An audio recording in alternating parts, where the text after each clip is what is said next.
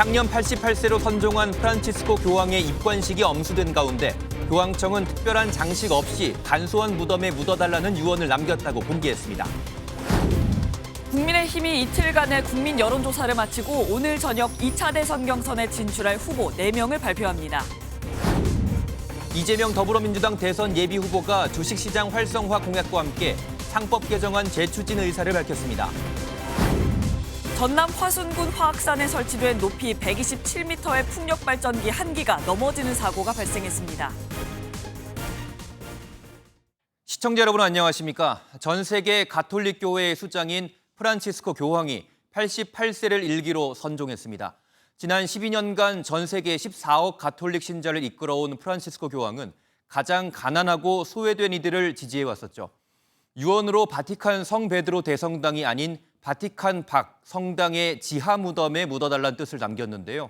청빈의 아이콘인 교황이 끝까지 전하고자 했던 메시지는 평화와 화합이었습니다. 오늘 굿모닝 MBN 첫 소식은 이상엽 기자가 보도합니다. 최근 폐렴 치료를 받았던 프란치스코 교황이 88세를 일기로 선종했습니다. 직접 사인은 뇌혈관 질환이었습니다.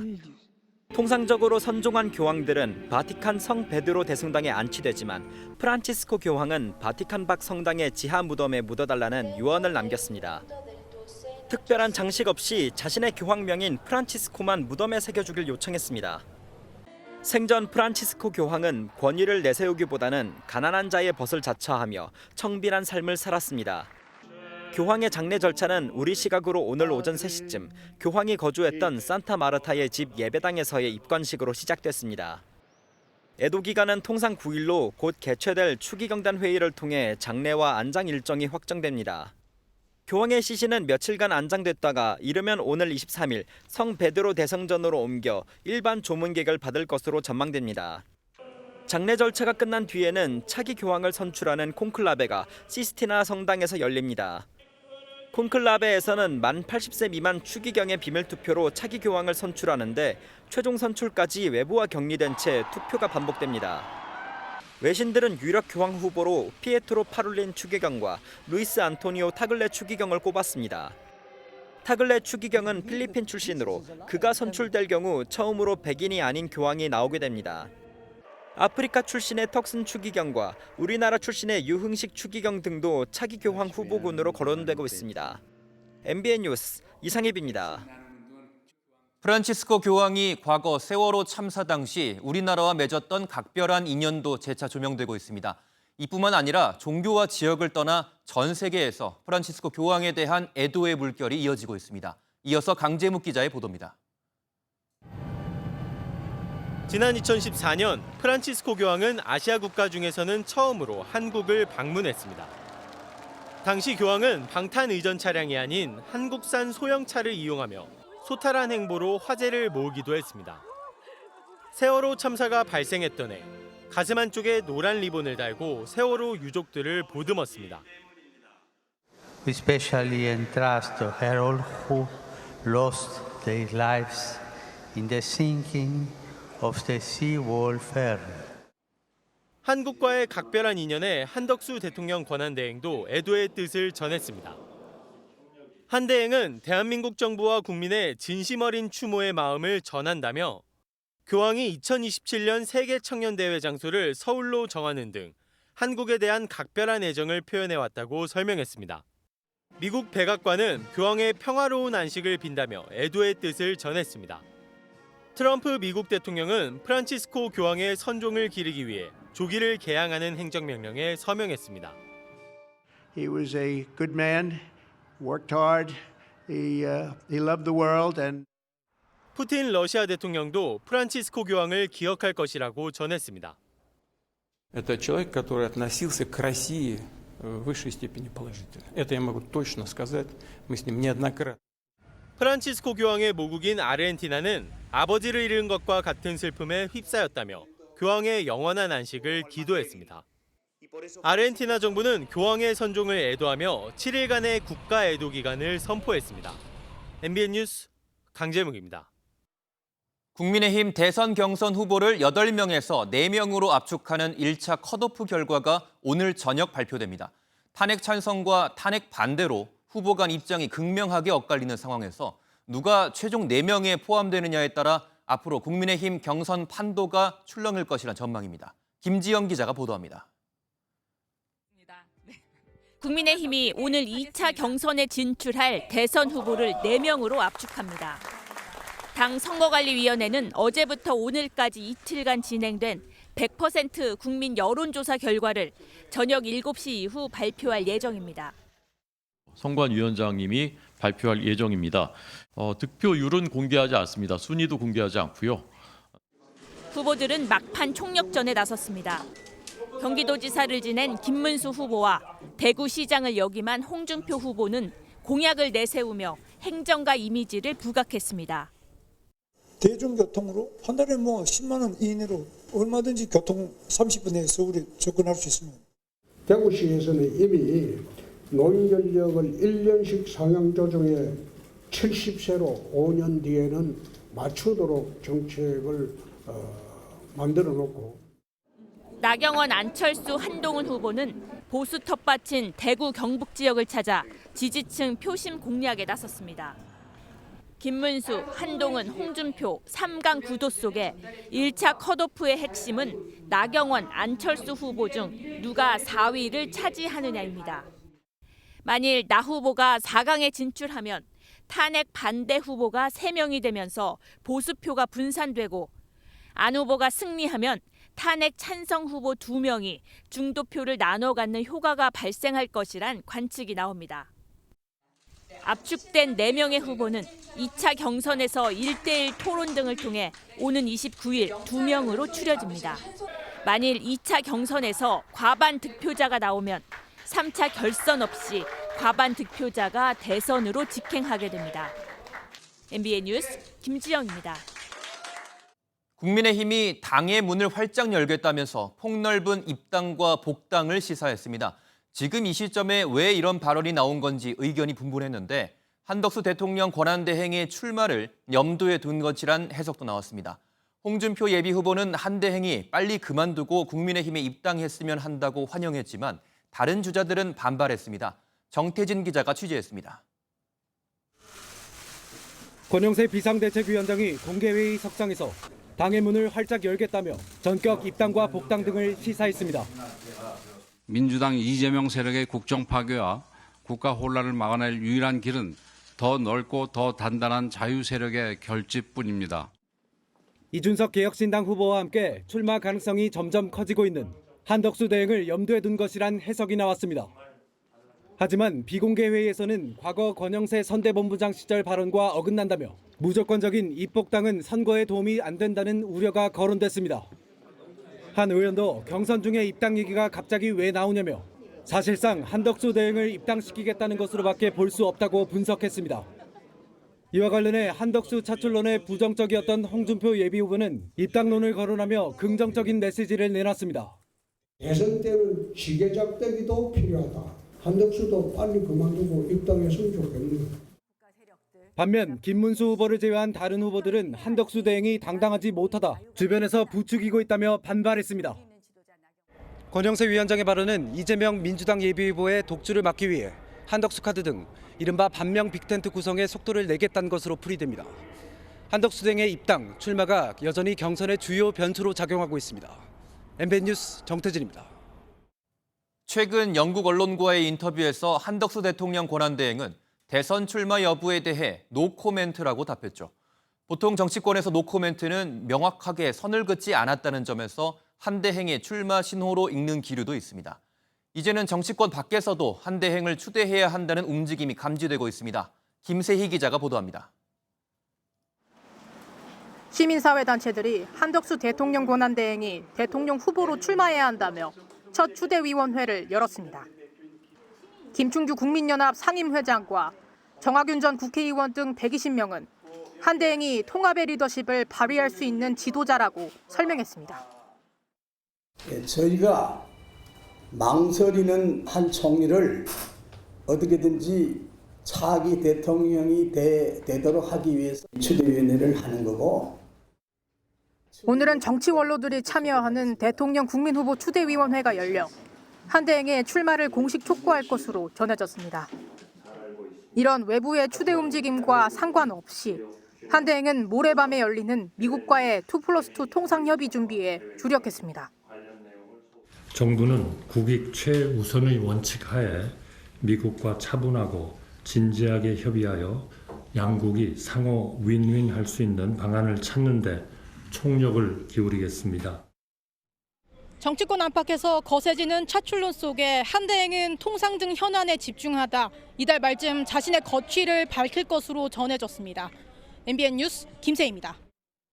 더불어민주당은 한덕수 권한대행에 대한 압박을 이어가고 있습니다. 노코멘트로 일관하고 있는 한대행에 대해 처신 잘하라라고 경고장을 날리는가 하면 노욕의 대통령 병자라는 거친 표현까지 나왔습니다. 이규욱 기자가 보도합니다. 앞선 외신 인터뷰에서 출마 가능성에 대해 노코멘트라고 답한 한덕수 권한대행을 향해 민주당은 날선 반응을 쏟아냈습니다. 모호하게 노코멘트로 출마설에 연기를 피우며 미국과의 관세 협상 전면에 나선다는 것 자체가 국민을 농락하는 것입니다. 노코멘트란 외교가에서 예스의 다른 표현이라며 국민 앞에서 영어로 사기치지 말라는 원색적인 비판도 나왔습니다. 오버하지 마십시오.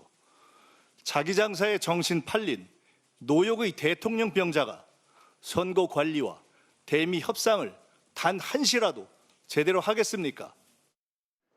민주당은 또 현 상황에서 미국과의 관세 협상이 이뤄지는 게 문제라며 임시 대행 체제의 졸속 협상 우려도 이어갔습니다. 국가 간 협상은 나쁜 협상을 하느니 타결하지 않는 게 훨씬 좋다는 신념으로 임해야 합니다. 민주당 초선 의원들이 오늘 아침 정부 서울청사에서 규탄 기자회견을 여는 등 한덕수 대행을 향한 당 차원의 전방위 압박은 더욱 거세질 전망입니다. MBN 뉴스 이규욱입니다. 더불어민주당 대선 후보를 뽑는 지역 순회 경선이 전반전을 마쳤습니다. 이재명 예비후보는 90%에 가까운 압도적인 지지를 받았는데요. 어제 이 후보는 개미 투자자들을 향한 메시지를 내세우며 대세 굳히기에 나섰습니다. 본인도 한때 꽤 큰 개미 투자자였다며 코스피 5,000포인트 시대를 열겠다는 청사진을 내놨습니다. 공정한 주식시장 조성을 위해 거부권 행사로 폐기된 상법 개정안도 다시 추진하겠다고 밝혔습니다. 이승민 기자입니다.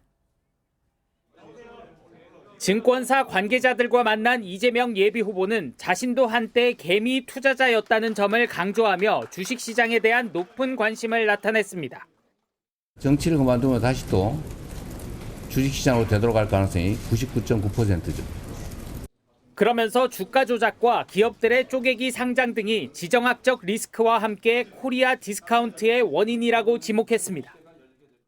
주가도 잘 안 오르고 가끔씩 보면 누가 주가 조작해가지고 훔쳐가질 않나. 국장 탈출은 지능순이라는 그런 황당한 유머까지 생길 정도가. 공정한 시장 질서 확립을 위해 주가 조작에 대해선 원스트라이크 아웃제를 도입하는 등 불공정 행위도 엄단하겠다고 강조했습니다. 이 같은 개선책을 바탕으로 코스피 5,000 시대를 목표로 제시했습니다. 비정상적 요소만 제대로 걷어내도 특별한 변화 없이 3,000포인트는 넘어갈 수 있다고 믿는 사람이고, 거기다가 몇 가지 조치들이 추가되면 저는 길게 봐서 5,000포인트를 충분히 넘길 수 있다고 생각합니다. 한덕수 대통령 권한대행의 거부권 행사로 폐기된 상법 개정안과 관련해서는 이기적인 소수의 저항이라면서 재추진 의지를 밝히기도 했습니다. 지난주 순회 경선에서 압도적 지지를 얻은 이재명 예비후보는 정부 지출의 4.4%에 불과한 R&D 예산을 대폭 확대하겠다는 공약도 제시하며 독주 굳히기에 나섰습니다. MBN 뉴스 이승민입니다. 차기 대선 후보 선호도 조사 결과도 알아봅니다. 이재명 더불어민주당 대선 예비 후보가 50.2%로 처음으로 과반을 기록했습니다. 이 후보는 국민의힘 후보와 이준석 개혁신당 후보가 맞붙는 3자 가상 대결에서도 과반으로 압승했습니다. 전정인 기자입니다. 여론조사 업체 리얼미터가 실시한 차기 대선 후보 선호도 조사에서 이재명 더불어민주당 예비후보가 처음으로 50%를 넘었습니다. 직전 조사 때보다는 1.4%포인트 올랐고 최근 지지율이 꾸준한 상승세를 보이고 있습니다. 대선 출마설이 거론되는 한덕수 대통령 권한대행이 조사에 빠진 가운데 김문수 국민의힘 예비후보가 2위를 차지했고 한동훈, 홍준표, 나경원 예비후보가 그 뒤를 이었습니다. 이재명 후보는 국민의힘 후보 그리고 이준석 개혁신당 후보와의 3자 가상 대결에서도 모두 50%대의 지지율을 기록하며 압도적인 우위를 보였습니다. 이재명, 김문수, 이준석 후보가 맞붙은 가상 대결에서는 이재명 54.2%, 김문수 23.6%, 이준석 6.1%로 조사됐습니다. 국민의힘 후보를 홍준표 후보로 바꾼 조사에선 이재명 54.6%, 홍준표 20.5%, 이준석 6%였습니다. 후보가 한동훈 후보인 경우에는 이재명 54.6%, 한동훈 16.2%, 이준석 5.4%로 나타났습니다. MBN 뉴스 전정인입니다. 이렇게 압도적인 지지로 대세론까지 거론되며 순항 중인 이재명호. 지금의 흐름을 선거날까지 잘 유지하는 게 가장 중요한 과제가 됐습니다. 그래서인지 적극적인 공세보다는 실수를 줄이고 방어에 집중하는 모습입니다. 표선우 기자입니다. 지난주 민주당 대선 경선 첫 TV 토론에서 이재명 예비후보가 자신의 발언 시간을 양보하는 모습입니다. 우리 김 후보님 아까 정리 마저 잠깐 하시죠. 시간 주셔서 고맙습니다. 토론 내내 네거티브보단 경청과 공감에 집중하는 모습이었는데 이 후보는 경선 내내 몸 낮추기 전략을 택하고 있습니다. 이낙연 전 총리와 끝까지 치열한 경쟁을 했던 지난 20대 대선 경선 때와는 사뭇 다른 분위기입니다. 총리 하시는 동안에 집값이 폭등을 해가지고 그것 때문에 개발업자들 이익이 3, 4천억씩 늘어난 거예요. 이 같은 전략은 혹시 모를 변수를 차단하고 핵심 메시지만 부각하려는 영상 출마 방식 때 특히 두드러졌습니다. 민주당 한 지도부 의원은 생방송 토론 등은 말실수 등 위험 요소가 너무 많고 국민의힘에게도 공격할 거리만 주는 꼴이라며 관리 이유를 설명했습니다. 이재명 후보 측은 또 같은 논리로 주 52시간제와 같은 논쟁적 주제들은 선제적으로 다루지 않겠다는 전략을 이어갈 것으로 보입니다. MBN 뉴스 표선우입니다. 오늘 하루 중요한 일정을 소개해드리는 굿모닝 오늘입니다. 오늘의 일정 살펴봅니다. 이주호 사회부 총리 겸 교육부 장관이 지난해 2월 의정 갈등 이후 처음으로 의대생들을 만납니다. 이 부총리는 오늘 대한의료정책학교 주최 간담회에서 의대생 20여 명을 만나 의대교육 방안에 대해 논의할 예정입니다. 정부가 영남권 산불 피해 회복과 미국발 관세 충격에 따른 대응 등을 위해 마련한 12조 원 규모의 추경안을 오늘 국회에 제출합니다. 한덕수 대통령 권한대행은 이번 주 후반 국회에 협조를 요청하는 시정연설에 나설 계획입니다. 우리 군의 4번째 정찰 위성이 우리 시각으로 오늘 미국 플로리다주 우주군 기지에서 스페이스X의 로봇 팰컨 9에 실려 발사됩니다. 군은 4호기가 발사에 성공하면 위성 군집 운용을 통해 북한의 도발 징후를 더 정확하고 빠르게 식별할 수 있다고 밝혔습니다. 지금까지 굿모닝 오늘이었습니다.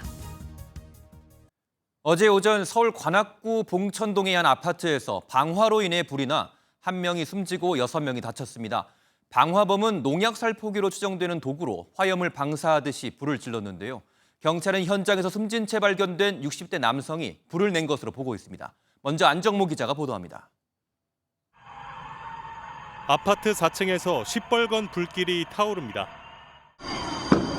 저거 어떻게 주집에서가 났지? 놀란 주민들은 불길을 피해 황급히 달아납니다. 어제 오전 8시 17분쯤 서울 관악구 봉천동의 한 아파트에서 불이 났습니다. 갑자기 펑 소리가 나더라고요. 그래서 버스가 부딪혔나 하고 창문을 열어봤더니 일단 가운데 집에서 먼저 불길이 치솟았고 불이 난 4층에서는 60대 남성 A씨가 숨진 채 발견됐는데요. 시신 옆에는 기름이 담긴 농약 살포기가 있었던 것으로 전해졌습니다. 경찰은 A씨가 2세대에 불을 낸 뒤 사망한 것으로 보고 있습니다. 불이 난 아파트 지하주차장에서는 A씨의 오토바이와 함께 방화에 사용된 것으로 추정되는 기름통도 발견됐습니다. 경찰 조사 결과 A씨는 봉천동 아파트에서 불을 내기 직전에도 서울 관악구의 한 빌라에서 방화를 시도한 것으로 조사됐습니다. 여기만 탄 줄 알았지. 그랬더니 여기 탔잖아, 저기. 이렇게. 그 앞도 타고 이게 분무기 이렇게 요 안으로 뿌리면서 그냥 확 탄 거야. 갑작스러운 불로 2명이 전신 화상을 입는 등 6명이 다쳤고 일부 아파트 입주민들은 이재민 대피소로 몸을 옮겼습니다. MBN 뉴스 안정모입니다. 숨진 방화 용의자는 과거 해당 아파트에 거주할 당시 이웃들과 갈등을 겪었던 것으로 전해졌습니다. 경찰은 층간소음 문제 등으로 인한 원한 범행 가능성도 열어두고 수사를 이어가고 있습니다. 손성민 기자가 취재했습니다. 서울 봉천동 아파트 방화 화재 현장입니다. 부서진 유리창과 새까맣게 그을린 벽은 당시 불길의 거센 위력을 고스란히 보여줍니다. 방화 용의자인 60대 A씨는 지난해 11월 초까지 이 아파트에 거주했던 것으로 확인됐습니다. 당시 3층에 살았던 A씨는 윗집 주민과 층간소음으로 인한 갈등을 겪었습니다. 시도 때도 없이 뭐 콩콩콩콩 소리가 많이 났었어요. 뭐 두들기는 소리 같은 소리가. 하고 이제 그 바로 위층 그 아주머니가 이제 컴플레인을 많이 걸었었어요. 지난해 9월에도 층간소음 문제로 윗집 주민과 다툼을 벌여 경찰이 출동했지만 양측이 처벌을 원하지 않아 형사처벌은 받지 않은 것으로 전해졌습니다. 이웃 주민들과 갈등을 빚던 A씨는 결국 아파트에서 퇴거당해 인근 빌라로 이사를 간 것으로 전해졌습니다. 경찰은 A씨가 강제 퇴거를 당한 뒤 계획적으로 보복범죄를 준비했을 가능성 등 정확한 범행 동기를 확인하기 위해 수사를 이어가고 있습니다. 실제 MBN이 확보한 블랙박스에서는 A씨가 검은색 오토바이를 타고 아파트 지하주차장에 내린 뒤 기름통으로 추정되는 물건을 챙기는 모습이 발견되기도 했습니다. A씨의 주거지에서는 유서가 발견됐는데 가족들에게 미안하다는 취지의 내용이 담긴 것으로 알려졌습니다. MBN 뉴스 손성민입니다. 바람을 에너지 삼아 전기를 만들어내는 풍력 발전기는 보통 바람이 많이 부는 산 정상에 설치되는 경우가 많죠. 그런데 전남 화순군 화학산에 있는 육상 풍력 발전기 11기 가운데 1기가 넘어지는 사고가 발생했습니다. 높이 127m인 풍력 발전기의 하단 30m 부분이 마치 엿가락처럼 꺾여버렸습니다. 최민성 기자의 보도입니다. 산등성이를 따라 바람개비 같은 풍력 발전기들이 줄줄이 늘어서 있습니다. 그런데 마지막 1기가 엿가락처럼 휜 채 꼬꾸라졌습니다. 구분 기둥은 마치 접힌 빨대를 연상케 하고 날개 1기도 떨어져 나갔습니다. 어제 전남 화순군 화학산에 있는 육상 풍력 발전기 1기가 넘어졌습니다. 저녁에 잠자고 있는지 뭐 천둥번개 소리가 지금 그냥 아침에 일어나서 비도 안 왔는데 뭔 놈의 그런 소리가 났다냐 그랬는데. 사고 장소에서는 민간 발전 업체가 모두 11기의 풍력 발전기를 운영하고 있었습니다. 사고 발전기의 높이는 127m로 기둥 하단 30m 부근이 꺾였는데 지난 2023년 6월에 준공돼 가동한 지 2년이 안 된 것으로 파악됐습니다. 업계 전문가들은 모두 6단으로 구성돼 조립된 풍력 발전기의 이음매 부위에 문제가 생긴 것으로 추측하고 있습니다. 다행히 인명이나 정전 피해는 발생하지 않았지만 화순군은 사고 발생 지역의 민간인 출입을 통제하고 정확한 경위를 조사하고 있습니다. 뭐 집안 침하라든가 그런 것은 아니고 사람 접근을 이제 통제를 해놓고 진상규명이 이제 우선이거든요. 운영업체의 안전진단 결과 나머지 발전기 10기는 이상이 없는 것으로 전해졌습니다. MBN 뉴스 최민성입니다. 어제 내란 우두머리 혐의로 기소된 윤석열 전 대통령의 2번째 형사재판이 열렸습니다. 국민적 관심과 알 권리를 고려해 법정 내부 촬영이 허가됐고 피고인석에 앉은 윤 전 대통령의 모습이 처음으로 공개됐습니다. 법원에 출석한 윤석열 전 대통령의 모습 박규원 기자가 자세히 전해드립니다.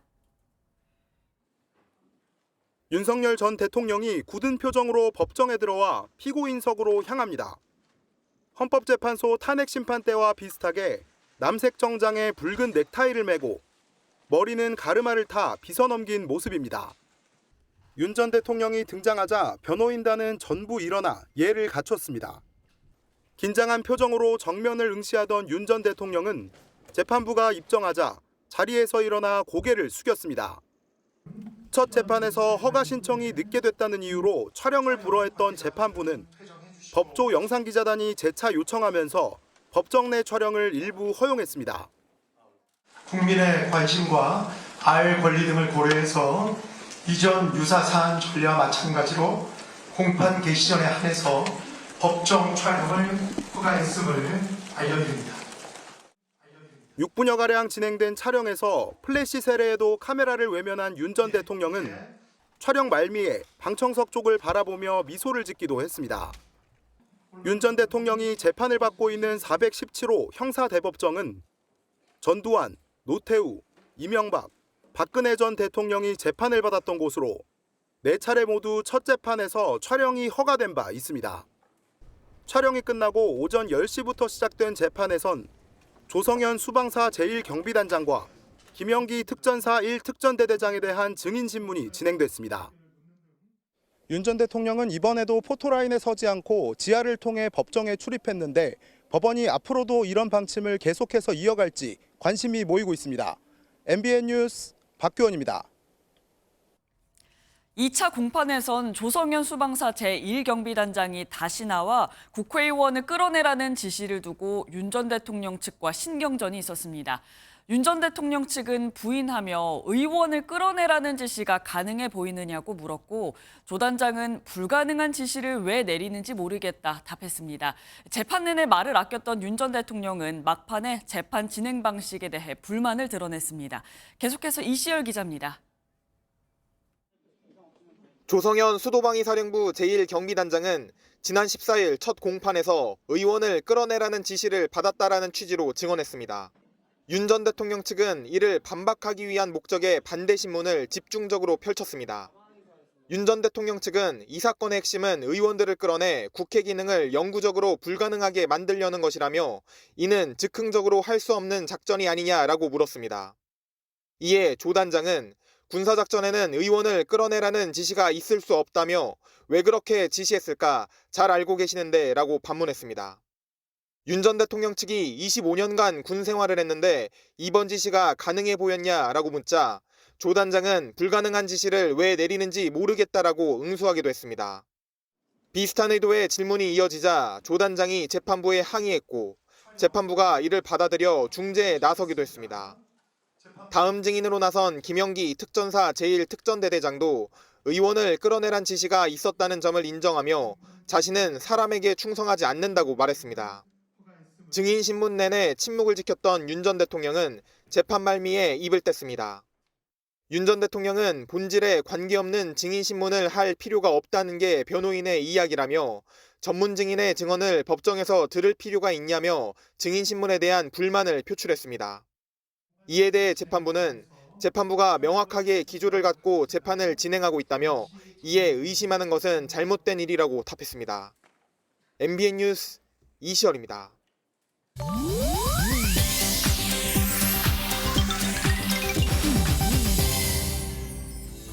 인터넷에 화제가 되고 있는 소식을 모아 전해드리는 인터넷 와글와글입니다. 자신의 차량에 주차 단속 스티커를 붙였다는 이유로 아파트 경비실을 찾아가 스티커 테러를 한 입주민이 누리꾼들의 분노를 샀습니다. 대구의 한 아파트 경비실, 업무용 모니터와 사물함, 냉장고까지 수십 장의 노란색 주차 위반 경고 스티커가 붙여 있습니다. 20대 입주민이 주차 위반 경고장을 붙인 경비원에게 앙심을 품고 이런 짓을 벌인 건데요. 30분 넘게 욕설을 퍼붓고 난동을 부리고는 다시 주차 금지 구역에 차를 세워두고 갔다 합니다. 피해 경비원은 극심한 정신적 고통에 시달리고 있는데요. 관리사무소에선 경비원들을 보호하기 위해 보디캠을 지급할 방침이라네요. 국내에서 평화의 소녀상을 조롱하고 편의점에서 난동을 부린 민폐 유튜버 소말리 기억하시죠? 업무방해 혐의로 기소된 이후 심각한 생활고를 겪는 것으로 알려졌습니다. 소말리의 근황을 알려온 한 유튜버가 자신의 SNS에 소말리 지인이 보낸 메시지를 공개했는데요. 소말리의 변호사 비용이 너무 부담스럽다며 후원을 요청하는 내용이 담겼습니다. 그러면서 현재 출국 금지 상태인 소말리는 한국에서 일도 못하게 해 지인이 도와주지 않으면 굶어 죽는 상태라 전했다고요. 지난해 9월 입국해 각종 혐한 콘텐츠를 제작하고 재판 과정에서도 불량한 태도를 보였던 소말리, 누리꾼들은 자업자득이다라며 싸늘한 반응을 보내고 있습니다. 중국에선 한 여성이 기차가 출발하지 못하게 문을 강제로 막으면서 온라인에서 논란입니다. 닫히는 문을 온몸으로 막은 채 열차를 향해 뛰어오는 일행에게 빨리 오라고 손짓하는 여성. 현장에 있던 직원이 저지하는데도 아랑곳하지 않고 악착같이 버팁니다. 결국 일행 3명이 도착하고 나서야 열차 문에서 물러난 것으로 전해지는데요. 지난 18일 선전북역에서 발생한 사건입니다. 다수에게 피해를 입힌 이 여성은 결국 경찰에 체포돼 유치장에 잠시 갇히는 행정구류 처분을 받았다고 하네요. 인터넷 와글와글이었습니다.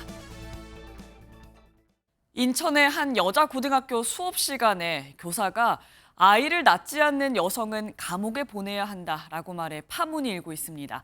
학교와 교육청은 교사를 상대로 경위를 파악하고 징계위원회에 넘기기로 했습니다. 보도에 노승환 기자입니다. 지난 17일 발언은 인천의 한 여자고등학교 교실 정치와 법 수업 시간에 나왔습니다. 교사는 남자가 군대에 가는 건 손해라는 취지로 1999년 헌법재판소의 군 가산점 위헌 결정을 언급합니다. 군대 가산점이 남녀평등에 어긋난다고 가산점을 폐지하는 게 맞다고 헌법재판소에 판결을 내렸어요. 내가 알고 있는 헌법재판소의 판결 중에서 최악의 판결이라고요. 교사는 이어 여자는 아이를 낳으니 남자에게만 군 가산점을 주는 것은 부당하다는 당시 헌법재판소 판결 취지를 반박했습니다. 그러면서 문제의 발언이 나옵니다. 남성은 군대를 안 가면 감옥에 가. 그럼 아이를 낳지 않는 여성을 감옥에 보내야지. 가임기에 있는 여성. 그래야지 남녀 공평한 거죠. 학생들은 불쾌해했습니다. 조금 너무하게 조금 지나치게 말씀하지 않았나라는 생각이 있습니다. 학교는 우선 교사를 상대로 당시 발언을 어떤 맥락에서 왜 하게 됐는지 구체적인 경위를 확인하고 있습니다. 공식 입장을 듣기 위해 해당 교사에게 연락했지만 교사는 학교를 통해 공식적인 입장은 아직 없다고만 밝혔습니다. MBN 뉴스 노승환입니다.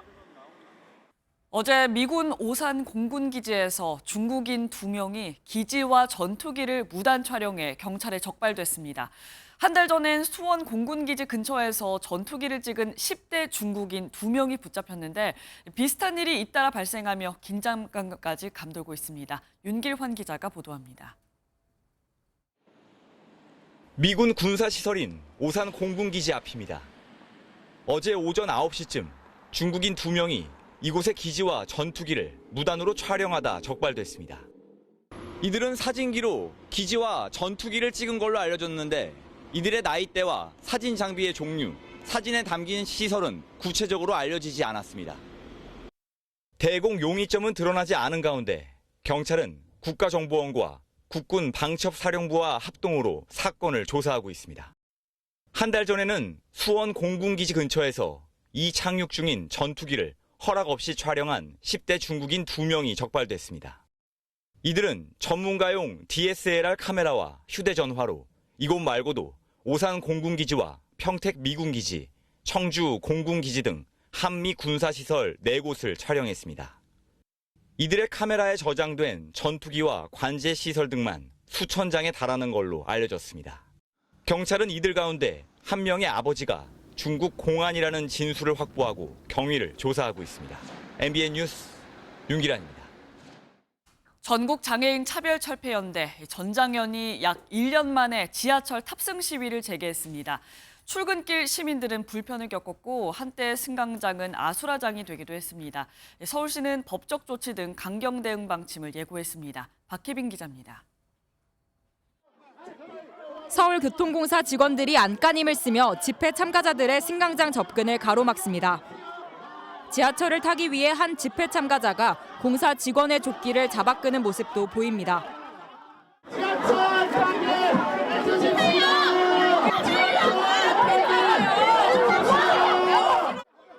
취재진과 경찰까지 뒤엉켜 아수라장이 된 상황에서 장애인 한 명이 뒤로 넘어지는 아찔한 상황도 벌어집니다.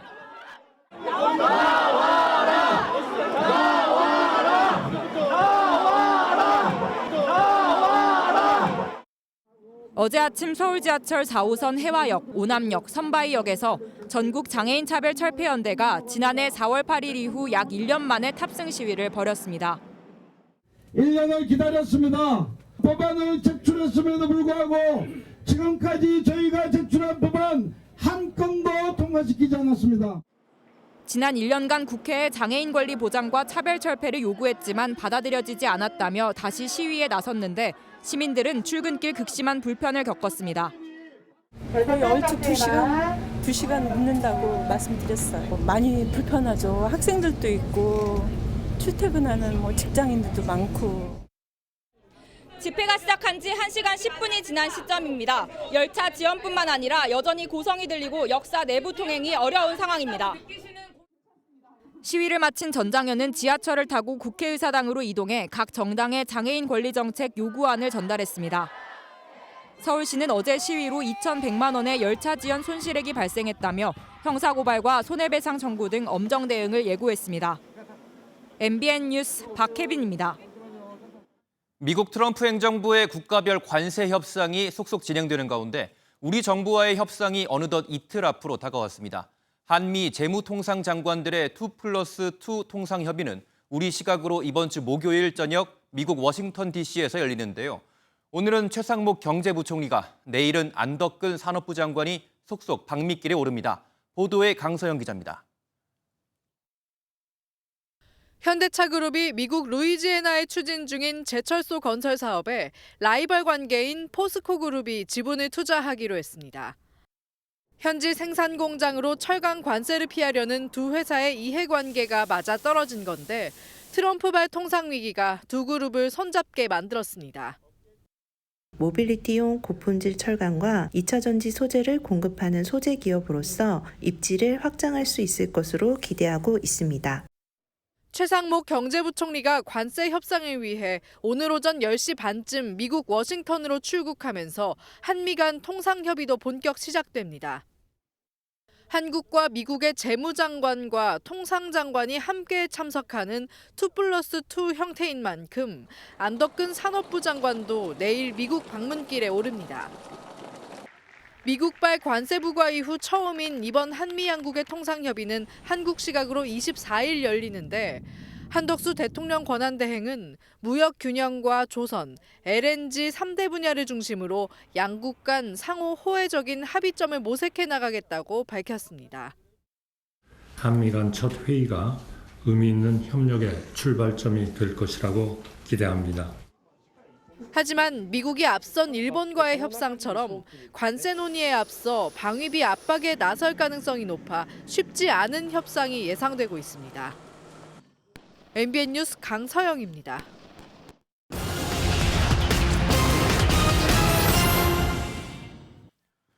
오늘의 굿모닝 경제입니다. 이제부턴 서울 강남 3구와 용산구 등 토지거래 허가구역 내 재개발 입주권을 매수할 때도 관할구청의 허가를 받아야 합니다. 정부의 관련 가이드라인에 따라 취득 절차를 4개월 안에 마무리해야 하고 실거주 의무도 즉각 발생합니다. 2009년부터 10년 동안 국민 1인당 건강보험 지출이 28% 증가했다는 조사 결과가 나왔습니다. 의원급 의료기관에서 암 등 고비용 질환의 외래 진료와 고가 서비스의 이용이 많아지면서 진료비가 높아진 것으로 나타났습니다. 한국토지주택공사 LH가 전국 6천 가구가 넘는 규모의 행복주택 예비 입주자 모집을 시작합니다. 수도권 1,521가구와 비수도권 4,653가구로 소득과 나이 등 자격 검증을 거쳐 예비 입주자가 정해집니다.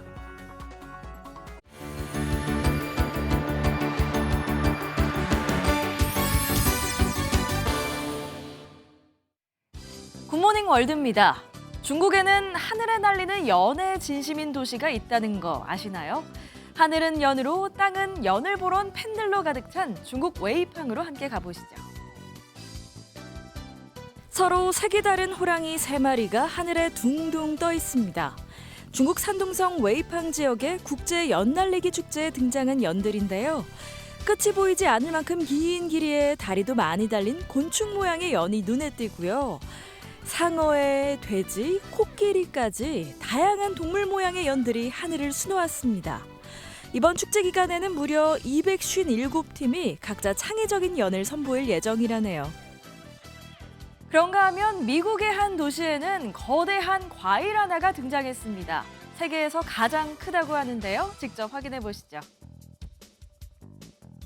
건물 지붕보다 높은 곳에 세워진 거대한 딸기 하나. 맨질맨질 광택도 나고 새빨간 게 아주 신선해 보이는데요. 미국 아이오와주 스트로베리 포인트라는 지역의 오랜 랜드마크라고 합니다. 크기는 무려 4m가 넘는데요. 색을 다시 칠하는 등 보관을 위해 철거했다가 몇 주 만에 다시 마을로 돌아온 거라고 합니다. 관계자는 제자리로 돌아온 딸기를 보고 정말 맛있어 보인다며 만족했다네요. 생명을 함부로 대하거나 다치게 하는 건 결코 용납돼선 안 될 텐데요. 이 남성은 꼭 응당한 벌을 받았으면 좋겠네요. 이번엔 라스베이거스에서 벌어진 일입니다. 미국 라스베이거스의 한 거리. 주민으로 보이는 남성이 뭔가를 들고 오더니 쓰레기통으로 던지는데요. 놀랍게도 작은 개 한 마리였습니다. 동물구조단체는 버려진 개가 남성 가족의 반려견인 것 같다고 추정했는데 이후 동물학대 혐의로 붙잡힌 남성은 보석금을 내고 집으로 돌아갔다고 합니다. 구조된 개는 임시보호시설에서 치료를 받고 있는데요. 부디 몸과 마음의 상처가 너무 크지 않길 바랍니다. 지금까지 굿모닝 월드였습니다. 요즘 과자 회사들이 40년 전 과자를 재출시하는 등 추억팔이에 한창입니다. 저출생으로 과자를 먹을 아이들이 줄어든 탓인데 어른들은 물론 아이들도 재밌다는 반응입니다. 정설민 기자입니다. 45살 손종명 씨. 요새 수시로 편의점 앱을 켜서 재고를 확인하는 습관이 생겼습니다. 1981년에 처음 출시된 카레맛 과자를 찾는 건데 그동안 2번이나 단종됐다가 최근 예전 모습 그대로 재출시됐기 때문입니다. 그 향부터가 요거 찐이다라는 생각을 했는데 하나 먹고 그것의 감동이 누구나 왔을 거예요. 이 과자를 좋아했던 분들은. 이 과자 한 개 때문에 인터넷 카페에 3,000명이 모였고 마침내 제조사가 응답한 겁니다. 생감자로 만든 포테이토 칩. 45년 전 출시됐던 감자칩도 다시 세상에 나왔는데 당시 방영된 고 이주일 씨의 광고도 함께 공개돼 추억을 자극합니다. 예전에 즐겨주셨던 팬분들이 있을 거예요. 그런 분들을 좀 잡을 수 있고 이걸 새로 맛보는 소비자들한테는 새로움을 줄 수 있겠죠. 최근 식품업계는 잇따라 추억의 맛 되살리기에 나서고 있는데요. 이 바나나 우유는 13년, 이 감자칩은 8년 만에 다시 돌아왔습니다. 저출산으로 과자 먹을 아이들이 줄어들자 어른들 입맛 잡기에 나서고 있는 겁니다. 신규 브랜드를 만들기는 너무나 비용도 많이 들고 마케팅 등이 많이 들기 때문에 기존에 성공했던 히트 브랜드를 되살리는 게 비용 대비 효과가 크다. 돌아온 옛날 과자가 어른들에게는 추억으로, 젊은 층에는 신선함으로 호응을 얻고 있습니다. MBN 뉴스 정세민입니다. 지난해 사상 최초로 1,000만 관중을 돌파한 프로야구가 올해는 1,200만 관중까지 바라보고 있습니다. 흥행 보증수표로 불리는 조류동맹 한화와 롯데, 쌍둥이 파워 LG의 선전이 프로야구의 뜨거운 인기를 이끌고 있습니다. 신영빈 기자가 자세히 전해드립니다. 신구장을 훌쩍 넘기는 노시환의 프로 통산 100호 홈런부터 새로운 에이스 코디 폰세의 KKK 8삼진 쇼까지 어느덧 7연승, 그것도 등판한 선발 투수가 모두 승리를 기록하는 선발 7연승을 달린 한화이글스는 올해는 정말 다른 모습으로 2위에 올랐습니다. 독수리 군단과 조류동맹으로 뭉친 부산 갈매기, 롯데자이언츠도 진격의 거인처럼 승수를 쌓고 있습니다. 4월 팀 타율은 리그 전체 1위, 3월 부진을 딛고 4월 11승 6패로 치열한 상위권 순위 싸움에 뛰어들었습니다. 여기에 서울의 자존심 LG 트윈스가 압도적 경기력으로 2위와 5경기 차 선두에 오르기까지, 흥행 보증 수표들의 시즌 초 질주에 KBO의 관중 동원도 탄력을 받았습니다. 현재 리그 115경기에서 198만 명의 관중을 동원하며 오늘 역대 최소 경기 200만 관중 돌파가 확실시됩니다. 신바람이 난 프로야구는 이번 주에도 흥미로운 일정으로 관중 행렬에 박차를 가합니다. 한화와 롯데는 사직 3연전에서 조류동맹을 잠시 내려놓고 물러설 수 없는 맞대결을 펼칩니다. 2위, 3위를 다투고 있는데 아마도 저희 한화이글스의 기세를 꺾기는 힘들 겁니다. 질 것 같지 않아 하는 분위기고요. 다음 주 사직 게임인데 그때도 꼭 승리로 보답드리겠습니다. 여기에 홈 13경기 중 12경기를 매진시킨 LG 트윈스가 잠실 3연전을 치르기까지. 지난해보다 더 짜릿한 드라마를 써내려가는 KBO가 인기팀들의 고공행진과 함께 1200만 관중을 넘보고 있습니다. MBN 뉴스 신영빈입니다. 오늘은 우산을 챙기셔야겠습니다. 현재 전국 대부분 지역에 비가 내리고 있는데요. 이 비는 곧 전국으로 확대되겠고 특히 남해안과 제주에 여름철과 같은 호우가 예상됩니다. 이미 제주도에는 호우특보가 내려진 가운데 앞으로 120mm 이상이 추가로 더 쏟아지겠고요. 남해안과 지리산 부근으로도 80mm 이상, 그 밖에 전남과 경남 지역에 20에서 60mm의 비가 내리겠습니다. 서울을 비롯한 중부지방으로도 최대 50mm의 적지 않은 비가 예상됩니다. 비와 함께 바람도 강하겠습니다. 전국적으로 초속 15m 안팎의 순간 돌풍이 불어들겠습니다. 현재 기온은 서울이 19.2도, 대전이 18.7도, 부산 15도로 출발하고 있고요. 한낮 기온은 서울이 21도, 대전과 광주, 대구 20도, 창원 18도로 어제보다 6에서 8도가량 낮겠습니다. 비는 오늘 밤 대부분 잦아들겠지만 동해안 지역은 내일 아침까지 이어지는 곳이 있겠습니다. 내셨습니다.